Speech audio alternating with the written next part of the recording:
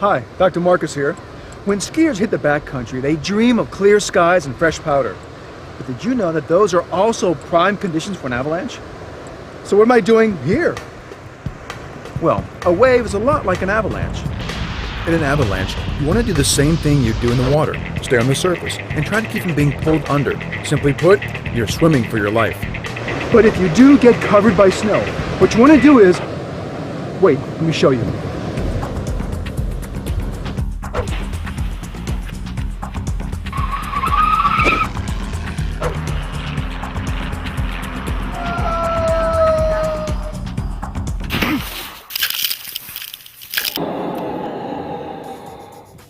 This is what it's like to get buried in an avalanche. Now, before the snowpack, I shook my head vigorously to make an air pocket. Now, I've only got between 20 and 30 minutes of oxygen. So I'm going to stay calm and not hyperventilate. But if you get disoriented, spit. The saliva flows down, therefore, direction is up. In this case, I wasn't buried that deep, but avalanches are no joke. So don't take chances. To learn more about avalanche safety, go to weather.com/commando.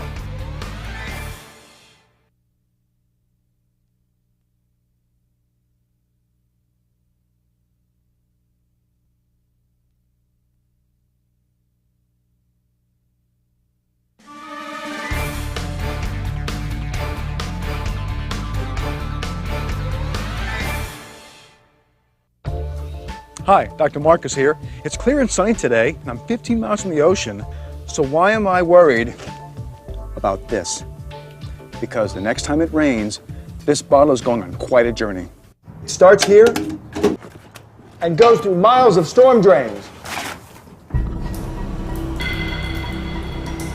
And look at all this stuff. The plastic bags, oil cans, plastic bottles. After the next big rain, it's all going to get swept away. It all ends up here. These plastic bottles can last up to 1,000 years. And this, to a sea turtle, looks like a jellyfish they love to eat. But if they consume this, they can choke to death. This is a sample of the ocean surface from 1,000 miles offshore. Plastics may break up, but they never break down. The good news is, scientists are developing a whole new generation of plastics called biopolymers. They're made from plants, like this bag made from corn. It's 100% biodegradable. But that still leaves millions of traditional plastic bags and bottles.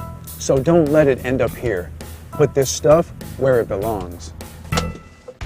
To learn more about biopolymers, visit weather.com/commando.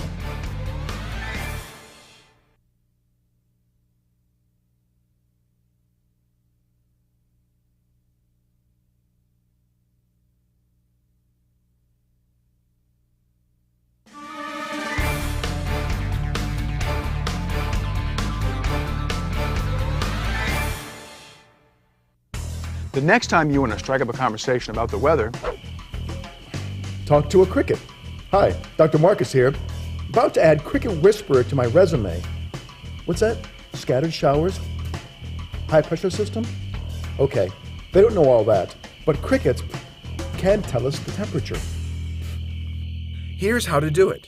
Just count the chirps of the cricket for 15 seconds, then add 40 to the total. I counted 28 chirps. right now it's 70 degrees in here. The crickets say 68. It's not bad. A scientist came up with this formula in 1897. Now it works because a cricket's metabolism speeds up when it gets warmer, but below 55 degrees, they don't chirp at all. Now, not all insects are as friendly as crickets. So, if you're going to be outdoors, here's a way to gauge how bad the bugs will be. Many insects thrive under moist conditions, so compare the current year's weather to the historical average. A wet spring and a cool summer are ideal breeding conditions. So if you're planning a trip, do a little research. Because who wants to be the main course in the bug buffet? To learn more about insects and weather, go to weather.com/commando.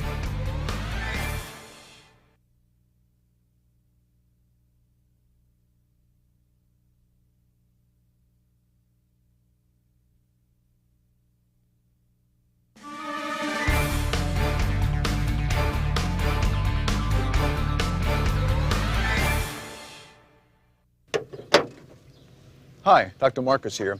When you break down in the city, it's an inconvenience. But what would you do if you broke down in the desert? The first decision you have to make is whether or not to stay with your car. If you're on a desolate road and you think you're close to civilization, you might be tempted to walk. But how close are you? I can see the town from here. It doesn't look too far away, but it's actually a 5-mile walk. And it's 97 degrees out here. That's why you should keep a survival kit in your car. Just a few basic items could save your life. You should have a hat, sunscreen, sunglasses, but the most important item is water. If you're walking, leave a note saying who you are, when you left, and where you're going. After you've walked for a while, you might be tempted to sit and rest, but don't. The sand absorbs and radiates heat. The temperature down here on the ground can be up to 30 degrees hotter than the temperature right here. So if you can't find shade, keep going. To learn more about survival kits, go to weather.com/commando.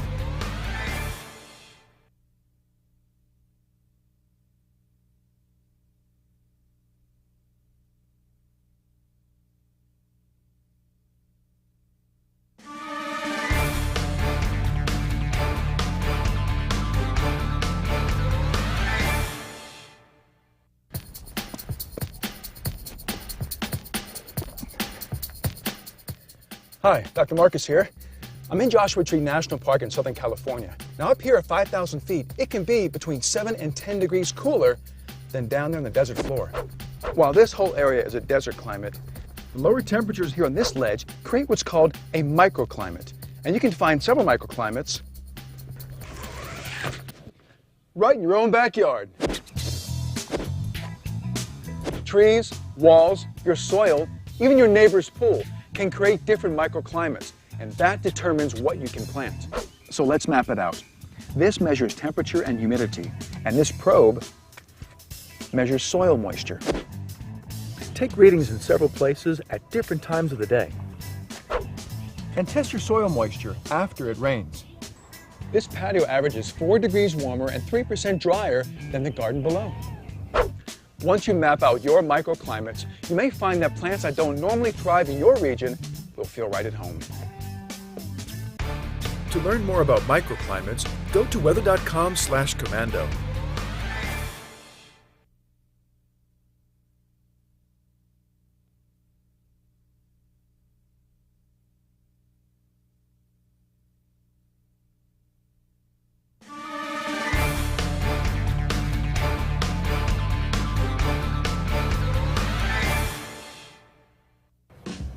Hi, I'm Dr. Marcus, here with the weather report. It's warm and dry out here in front of my nose, but conditions are quite different down by my feet. To know what plants will thrive in your garden, you need to know the weather conditions under the ground. Just adding food and water isn't enough. If your soil is too sandy, even when it rains, your plants will be dying of thirst. If the pH isn't right, the roots won't absorb nutrients from the soil. But you don't have to do an expensive soil analysis. Just grab some moist dirt and rub it between your fingers. Sand is gritty, silt is smooth, and clay is sticky. If your soil is too sandy, it won't hold water. On the other hand, a heavy clay soil traps moisture, which can suffocate the roots. Another important thing you should know about your soil is the pH level, and a simple pH tester can tell you that. pH is a measure of how acidic or alkaline your soil is. You can also change the texture or pH of your soil by adding amendments. For example, this compost can make this acidic soil more neutral. Just like some people are allergic to certain kinds of foods, plants are no different in what they can absorb. One plant's feast is another plant's famine. So do your garden a favor and find out what's going on under the ground. To learn more about soil amendments, go to weather.com/commando.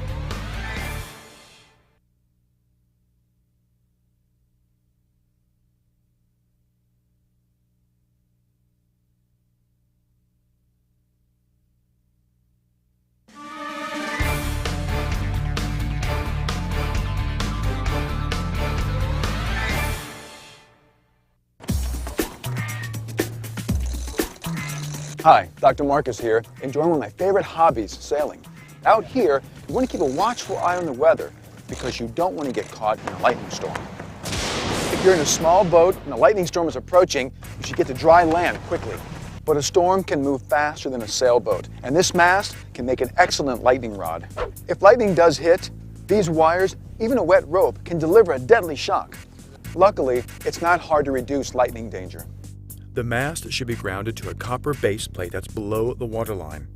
That way, any electrical charge is dissipated. Just reaching dry land doesn't mean you're out of danger. The safest place to be is in a building with grounded plumbing and electrical wiring. If the building is struck, the pipes and wires will send the electrical charge into the ground. So tents, carports, sheds, and picnic shelters are not good places to go. If there isn't a safe building nearby, get into your car, roll up the windows, and don't touch metal surfaces. Check your local forecast to see if it's safe to be outside. And here's some other things to watch for. Large rising cumulus clouds often mean a thunderstorm is developing. And once they darken and become anvil-shaped, the storm is already in progress. The best way to stay safe during a lightning storm is to be prepared. To learn more about lightning safety, visit weather.com/commando.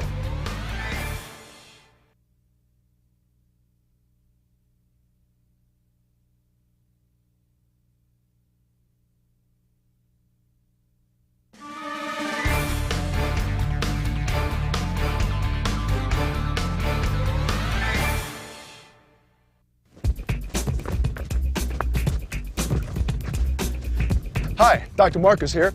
Even when you're out enjoying nature, it's hard to leave the high-tech world behind. And why should you? Whoa. You never know what you'll run into, so it's always good to have a cell phone. And you'll want to get a picture of that awesome view. But if you get caught in the rain, all of your expensive gear could get ruined. You can buy waterproof housings for your electronics, but I want to know how well they work. Okay, I've got my cell phone and my camera in waterproof cases. And they say you can swim with your MP3 player in one of these. Okay, let's get wet.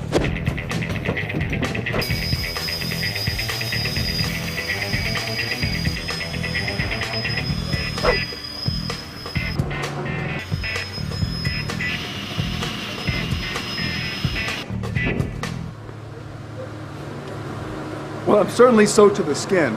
Let's get my gear did. Camera works fine. Music didn't die. Hello? Can't talk now. It all works as well as it ever did. So don't take chances. A little weatherproofing can keep your high-tech equipment high and dry. For more information on waterproofing your high-tech gear, go to weather.com/commando.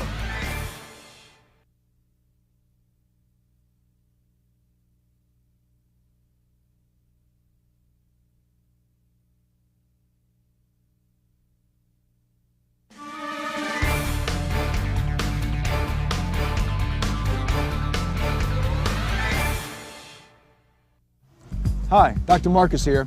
I made this raft out of 800 plastic bottles, and I'm navigating down the Southern California coast.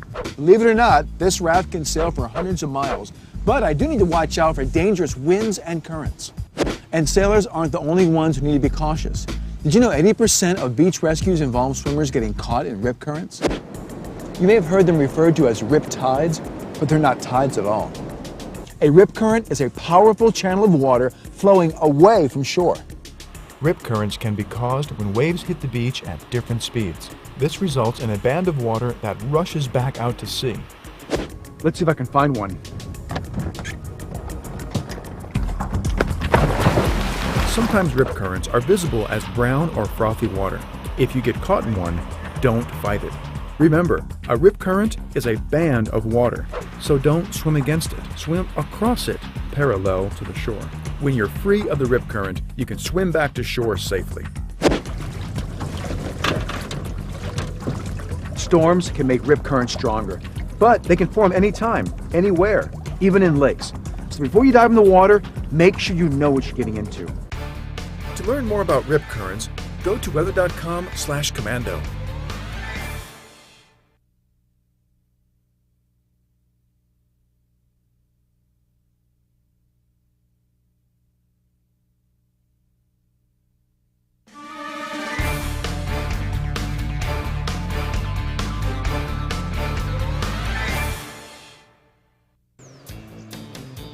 Hi, Dr. Marcus here. When the mercury climbs, there's nothing like hitting the beach. But before you go in the water, think about what you're wearing. Underwater, jewelry gleams just like the scales on a fish. And to a shark, this looks just like this. Sharks are attracted to contrasting colors, so wear a swimsuit that's close to your skin tone. And if you're thinking, I'll skip the suit, well, you better not have tan lines, because that makes you look just as tasty. And when you step in the water, watch out for rays. I'm not talking about the sun, I'm talking about stingrays. They burrow under the sand, and if you step on one, they'll live up to their name. Announce your arrival by doing the stingray shuffle. It goes like this. Step, wiggle, step, wiggle, step, wiggle. The vibrations you make will scare them away. So take a few simple precautions and you'll have a great day at the beach. To learn more about beach safety, go to weather.com/commando.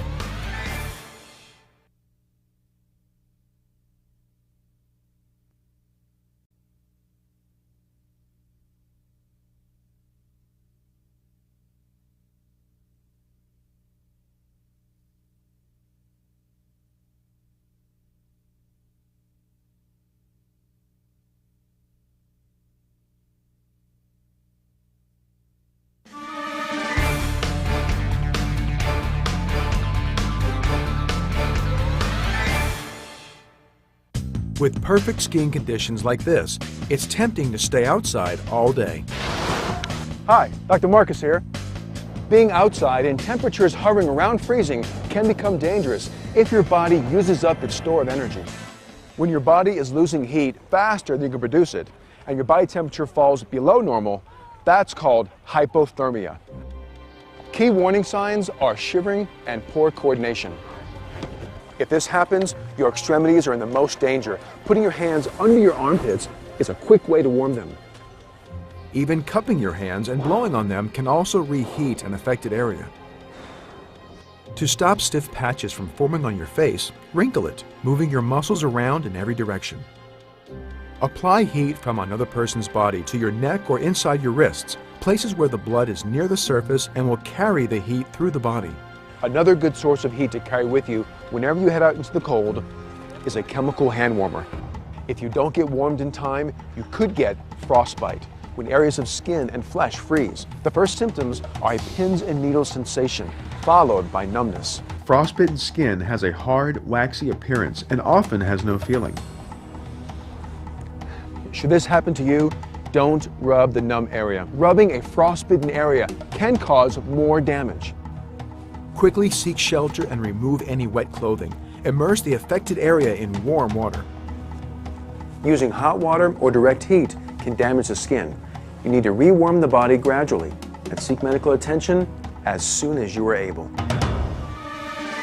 For more cold weather tips, go to weather.com/commando.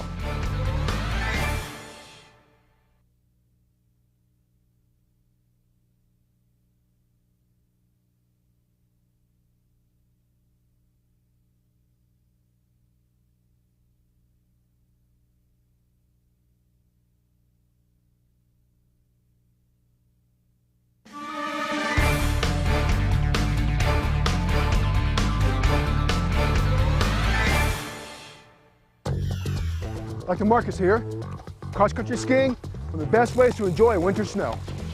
But what happens if the weather takes a turn for the worst and you're unable to make it back home? If you get stranded or lost, your first step for surviving overnight is finding shelter to protect yourself from the wind. If you're in woods where the drifts are deep, removing the snow from under a big tree like this is a quick way to create shelter. Even if you're out in the open, you can dig out a protective cave from a large pack of snow. A one-person space should be about 3 feet wide by 7 feet long and just high enough for comfort, usually about 3 feet. To stay dry, line the sleeping area with tree branches, about 3 to 4 inches thick. Cover the door with branches, debris, bark, whatever's available. For ventilation, punch a hole through the roof.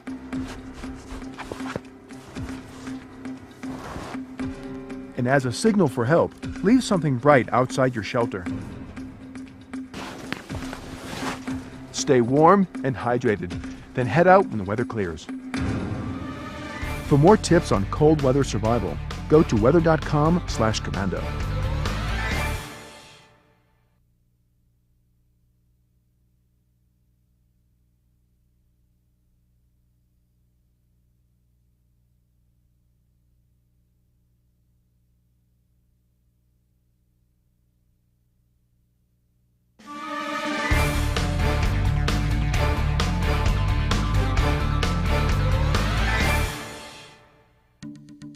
Hi, Dr. Marcus here. What do you do if your car breaks down or gets stuck in a drift, leaving you stranded in the snow? Hopefully you're carrying a few emergency items, like a shovel, warm clothing, dried foods, and a lighter or waterproof matches. It's important to stay warm, so put on your hat, since as much as 50% of your body heat escapes through your head. You also need to protect your face and eyes. Snow is highly reflective, so even in winter, you can get burned, even become snowblind. If you're not sure whether to stay in your car, ask yourself this question: is there help nearby? If you don't know, don't go. And to help searchers spot your vehicle, be as visible as possible. Brush the snow off your car.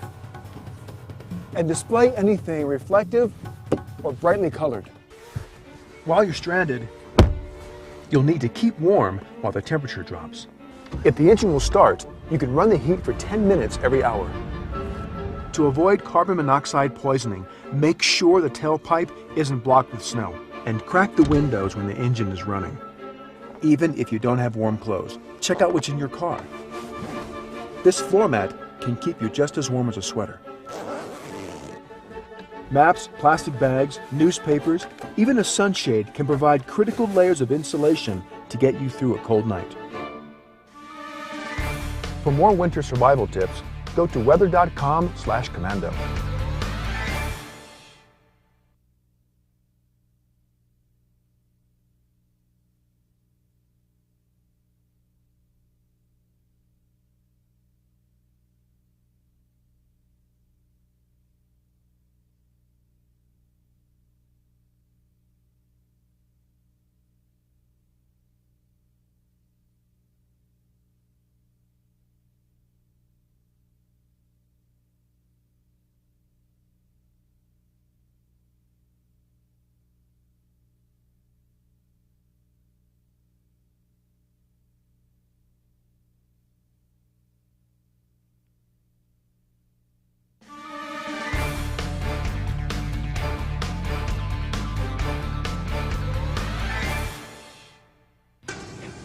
A frozen lake like this is a tempting sight for lots of cold weather fans, but this beautiful setting can turn deadly with a single misstep.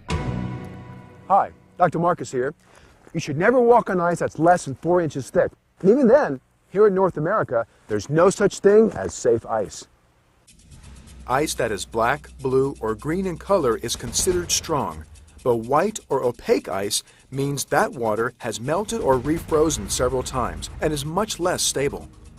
As the old saying goes, thick and blue, tried and true. Thin and crispy, way too risky. But what should you do if you should ever fall through the ice? First, don't panic. Even if you're only wearing a winter jacket, its buoyancy should help you stay afloat for at least a few moments. Position yourself to face the strongest part of the ice. If you have a knife or even a set of keys in your pocket, use it to dig into the ice. Reach your hands and arms as far as possible to stretch out on the unbroken ice next to you. Kick your legs and feet vigorously as if you were swimming. Then use your arms and elbows to push yourself out of the hole. When you're on the surface, quickly roll away from the hole. This distributes your weight more evenly, decreasing the possibility of breaking through the ice again. Do not stand up until you are clear of the hole. At this point, warm up and get help. You need to get out of your wet clothes as soon as possible. Hypothermia usually takes a while to set in, but it's critical to get warm fast. For more cold weather survival tips, go to weather.com/commando.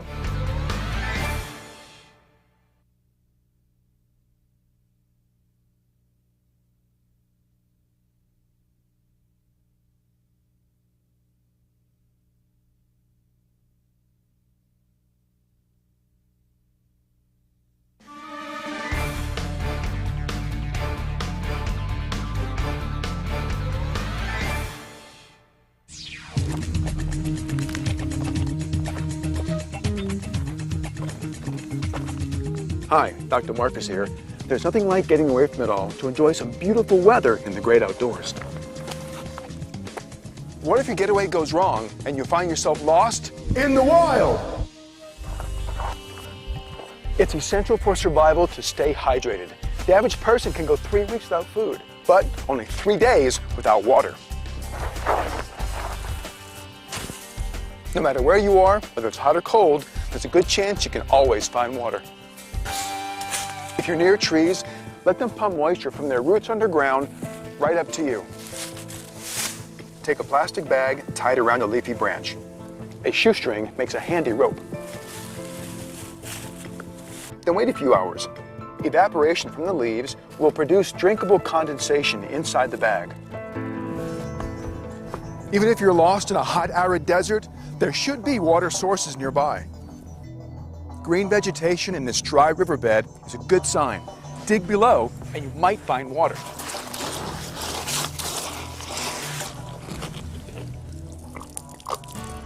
You can also build a solar still and let the sun help you collect water. Dig a hole and place a cup inside. Lay a piece of plastic or even your raincoat over the hole. Use a rock to make a cone over the cup. The sun's heat will produce water vapor that will condense under the plastic and slowly fill the cup. And water collected from a solar still is pure enough to drink. For more wilderness survival tips, go to weather.com/commando.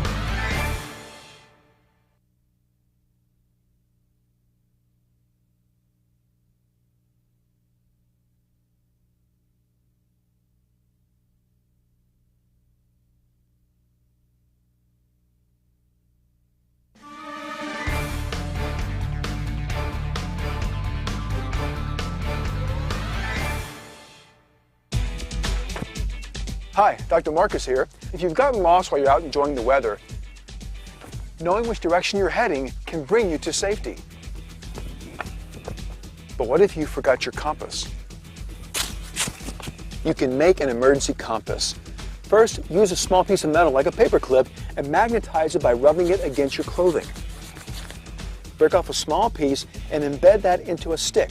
Drop the stick in very still water. The metal end will rotate and point towards magnetic north. To find east and west, you can also determine direction from the shadow of an upright stick. Follow the shadow and put a second stick at the tip. Wait 30 minutes, then place a stick in the tip of the second shadow. Draw a line between the points and you have the directions of east and west. And just like on a map, that's south and this direction is north. And when the sun goes down, look to the stars. In the northern hemisphere, seek out the North Star, Polaris. It's the last star in the handle of the Little Dipper. If you have trouble finding it, the Big Dipper is usually easy to spot, and you can use it as a guide. The two stars at the front of the cup form a line that points to the North Star, Polaris. Then draw an imaginary line from the North Star down to the horizon, and that direction indicates north. For more navigation techniques, go to weather.com/commando.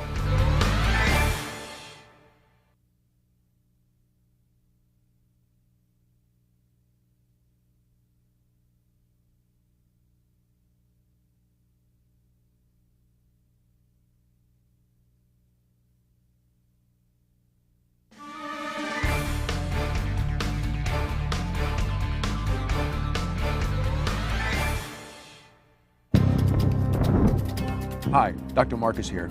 You're out camping, the sky suddenly darkens, and you hear thunder. You could be in danger of a lightning strike. Lightning storms are one of nature's most spectacular shows. They're also one of the most lethal.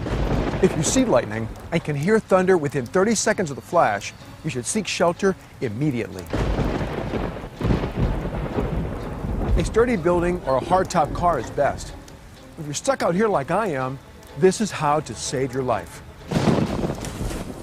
Get away from any metal objects, including your backpack or tent.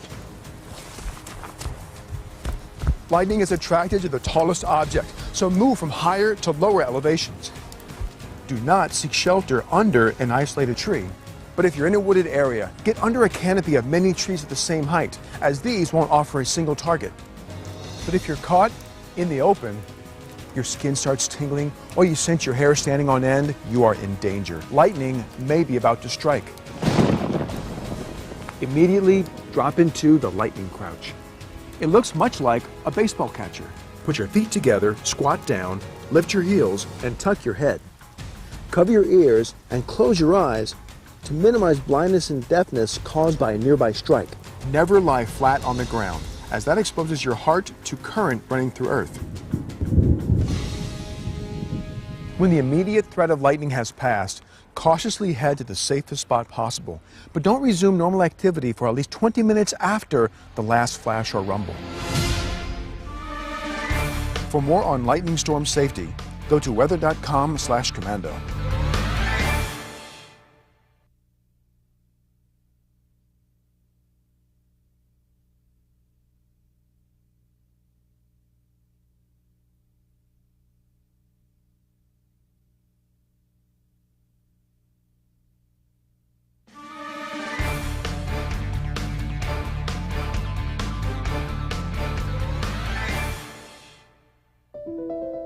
One of the most inspiring moments for sky watchers is spotting a shooting star. What looks like a star falling from the sky is actually a meteor, a small bit of rock that burns up as it enters the Earth's atmosphere.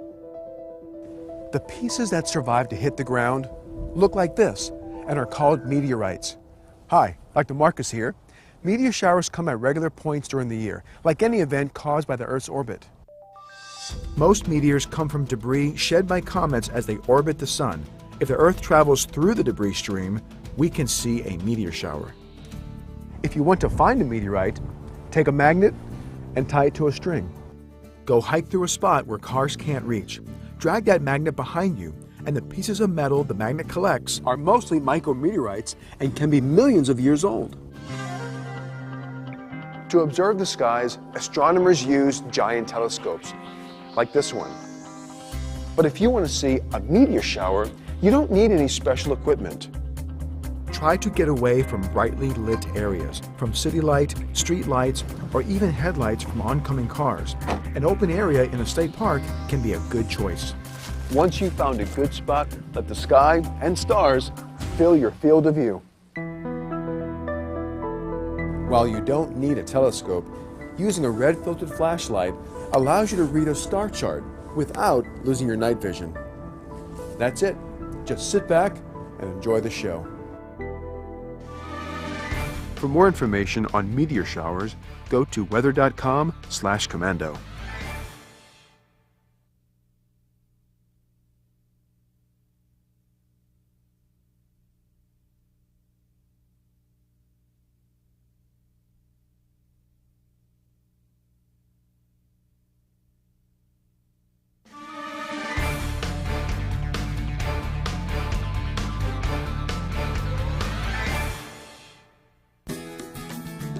A sunny day is a great time to be outdoors, but you may find you're not the only one enjoying the scenery. Hi, Dr. Marcus here. Weather changes can increase the number of insects in your neighborhood. Warm, sunny days, especially after rain showers, can trigger swarming insects like bees to head out and start a new colony. Should you ever encounter a hive, don't disturb it. Bees only sting when they sense a threat, so don't make sudden movements. Stay calm and slowly move away. But if you accidentally step on a swarm or provoke an attack, cover your head and run for shelter. Getting into water is not a good escape plan. The bees won't follow you in, but they will wait for you to come up for air. An enclosed car or building is a safer choice. If you are far from shelter, try to run through tall brush. If you should get stung, the bee will die, but the stinger can continue to pump venom for up to 20 minutes, so remove it as soon as you can. A good way to remove it is to gently scrape it out with a flat edge or a fingernail. A paste of baking soda and water, or even wet mud, helps relieve swelling. If you have multiple stings, or the swelling expands beyond the sting area, or you think you may be allergic, seek medical attention as soon as possible. For more about insect swarms, go to weather.com/commando.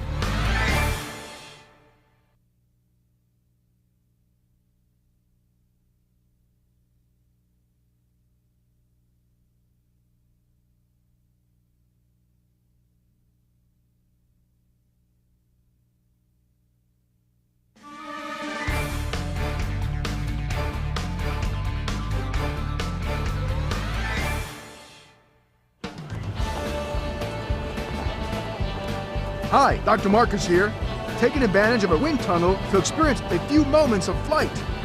It takes 120 miles per hour of wind speed to keep me off the ground.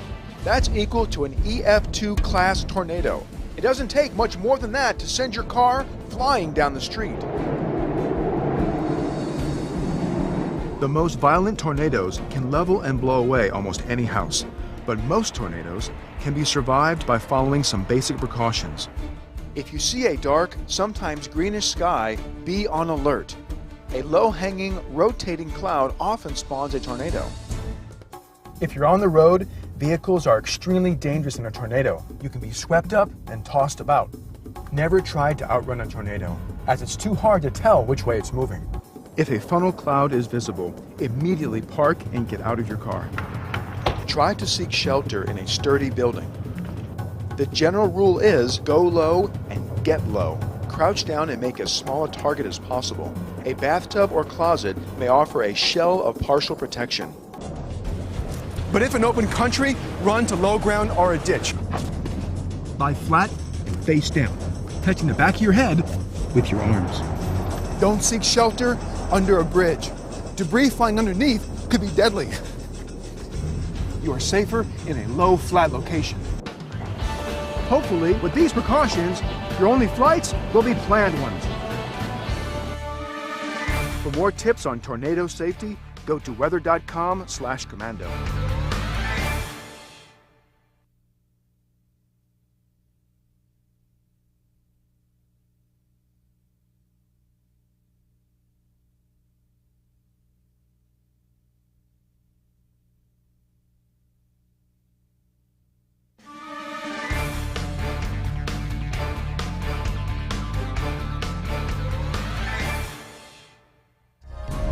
Hi, Dr. Marcus here.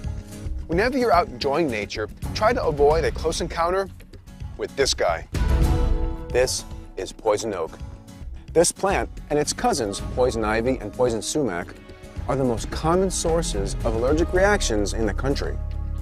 The cause behind these nasty rashes, blisters, and that infamous itch is urushiol, a chemical in the sap of all three plants. Brushing up against one of them will leave most people in pain. If you think you've had contact with these poison plants, don't delay. Immediately wash all exposed areas. If you can do this within 5 minutes, the water might keep the urushiol oil from contacting your skin and spreading to other parts of your body. Your goal is to remove the sticky, resin-like substance that causes the rash, especially off your hands. Your best form of protection is to learn to recognize these plants. Poison ivy usually grows east of the Rocky Mountains and most commonly appears as a vine. Each leaf has 3 leaflets. The leaves are green in the summer and red in the fall. Poison oak grows as a low shrub, a 6-foot-tall clump, or a vine up to 30 feet long. It too has 3 leaves per cluster. The reason for the phrase, leaves of 3, let them be. Unfortunately, that expression doesn't work for poison sumac. Its leaves have 7 to 13 leaflets, but it's usually only found in peat bogs or swamps, so watch where you're wading. If unattended, the rash and itch normally disappears in 2 to 3 weeks. But with a little foresight, you will enjoy the outdoors a whole lot more. For more on poison plants, go to weather.com/commando.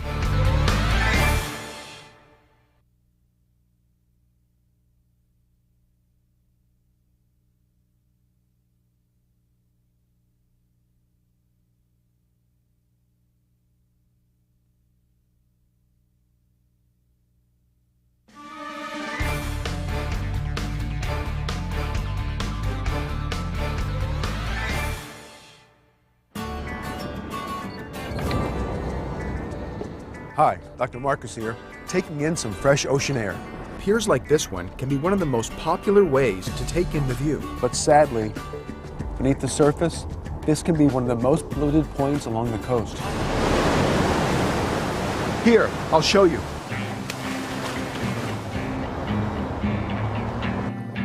One of the most common causes of wildlife entanglements is fishing line that sportsmen lose or toss off the pier. Once entangled, a fish can rarely free itself, and it often attracts other wildlife to the same hazard. In fact, the area underneath the pier is a toxic zone of junk often innocently dropped by visitors. A cell phone will corrode and release chemicals, and these plastic materials never completely break down. All this debris kills marine life, including the ones we eat. So when you're out enjoying the view, make sure you're not hurting it. One way to keep fishing line out of the water is to make a recycling container, like this one. You can make one with some pipe from your local hardware store and a couple of bungee cords. After obtaining permission from the local authority, install containers like these at popular fishing spots. And then, every few weeks, take the used fishing line to a monofilament recycling center. So remember to watch your gear on the pier, because what you lose above can cause a bigger loss below. For more information about keeping our oceans clean, go to weather.com/commando.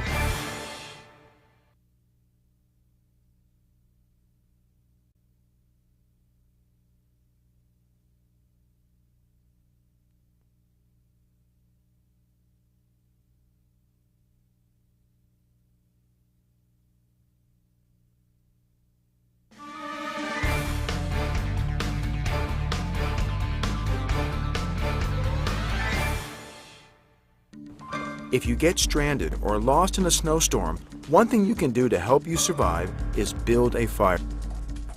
Look for a place to start a fire that's protected from the wind. You should always carry waterproof matches or a plastic lighter. But if you don't have them, believe it or not, you can start a fire with just a few sticks and your shoestring. First, gather dry wood. To find it, look for dead lower branches and bark from the underside of trees. Then build a base for your fire using a large piece of wood, say 3 or 4 inches in diameter, to keep the fire off the snow. This piece can be damp. Notch a hole in it. Then wrap a shoestring around a single stick to make a bow. And you get your shoestring back later, don't worry. You need some dry material for tinder, like wood shavings from tree bark, paper from a book, or even lint from your pocket. Vigorously bow the stick until the friction lights the fire.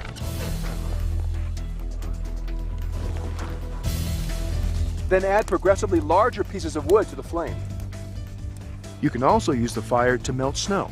A damp piece of wood can be made into a cup. Eating cold snow can lower your body temperature and increase your risk of hypothermia.